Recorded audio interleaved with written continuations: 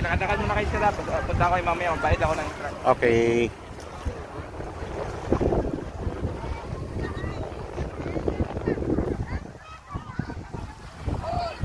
Good morning. We are here already in Guyam Island, isa sa mga isla dito sa Siargao, na kung saan pinupuntahan talaga ng mga turista.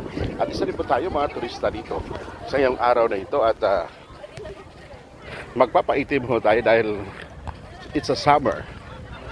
So dito sa isla nito, ito yung pinakamaliit na isla na ating pong mabisita ngayong araw. At kung napapansin niyo po, talagang mga 5 minutes or mga 10 minutes, maikot mo na lang itong isla na ito. Ito po yung ating mga kasamahan, no? Inaya, kinay mga tiparal to.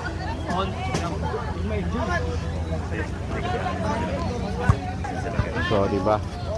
Kaya kailangan ho nating magpa-relax. Hello, guys! Okay, magkita ke. Makita ba kaya? Di ba? Pak! Sa ngayon ay ating pong masilayan ang kagandahan ng islang ito ng Guyam. Yan. Saka talagang akala ko natin tuloy-tuloy po yung ulan kanina. Praise the Lord, mainit na ang panahon. Pwede na po tayong mag-swimming at magpaitim. Dahil pag sa Europa, nang umitim ka, mayaman ka. Pero dito, maitim ka na nga, hindi ka mahirap ka pa rin. Ito.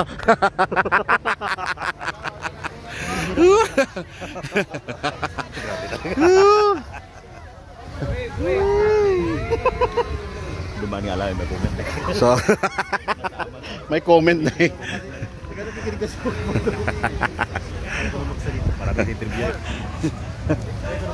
Thank you so much, guys. See you later. Pupunta ho tayo sa Daku Island mamaya.